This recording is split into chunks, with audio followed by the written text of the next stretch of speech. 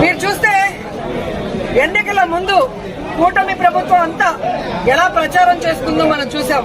ముఖ్యంగా తెలుగుదేశం పార్టీ వాళ్ళైతే వచ్చేది బాబే, ఇచ్చేది బాబే. ఏమొచ్చిందయ్యా? మీకైతే పదవులు వచ్చాయి, బాబేమో వచ్చి ముఖ్యమంత్రిగా కూర్చున్నాడు. కానీ ఈ రాష్ట్ర ప్రజలకు ఏమిచ్చాడు అంటే చేతికి చిప్పిచ్చాడు, మరేమి ఇవ్వలేదనేది రాష్ట్ర ప్రజలు గుర్తించారు. 143 హామీలు ఇచ్చాడు. 143 హామీల్లో విజయరుద్దే విస్తరాకులు కట్టుంది అనుభవం ఉందని చెప్పుకునే చంద్రబాబు నాయుడు మొదటి 6 అయినా చేశాడా అని నేను అడుగుతున్నాను. ఈరోజు చూస్తే చంద్రబాబు నాయుడు ఏరు దాటక ముందు ఏటి మల్లన్న, ఏరు దాటాక బోడి మల్లన్న చందంగా పరిపాలించిన విధానం మనకు తెలుసు.